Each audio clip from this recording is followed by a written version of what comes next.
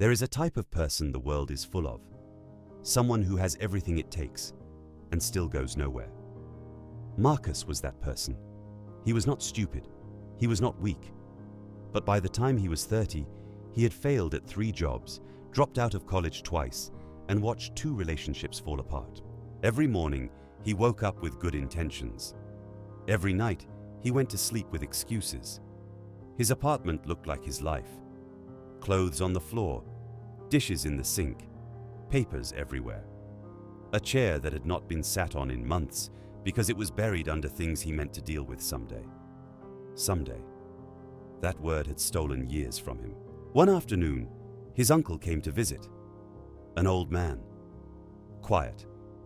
The kind of man who had worked hard all his life and had little to show for it, except peace. A deep, unshakable peace that Marcus never understood.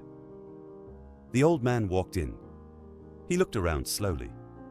He said nothing for a long moment. Then he sat down, after moving a pile of clothes from the only available chair, and looked at Marcus.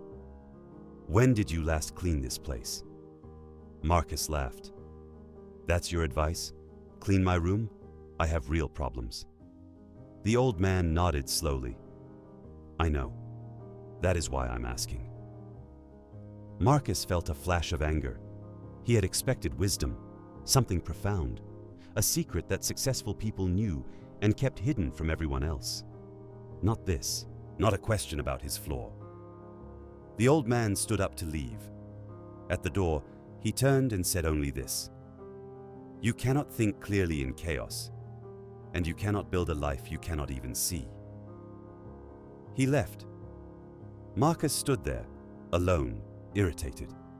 Then, for reasons he could not fully explain, he picked up one shirt from the floor, then another, then the dishes, then the papers.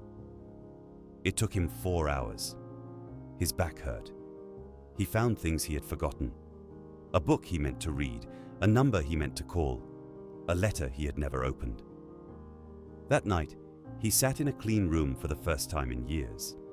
It was a small thing, but something had shifted. The next morning, he woke up and made his bed.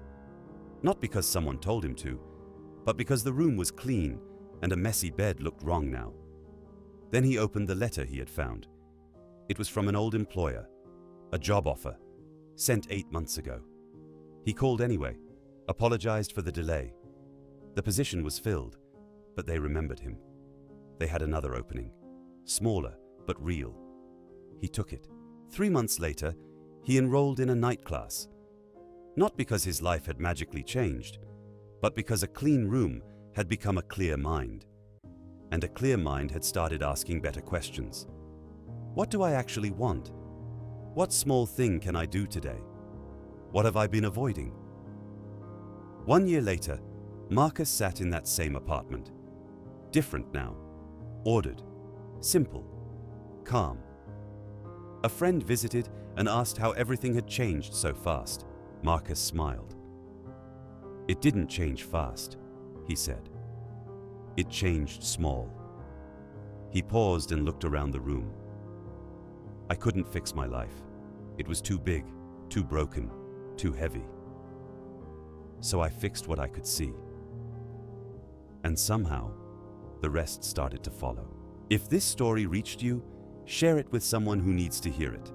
Like, subscribe, and we will be back with another story worth telling.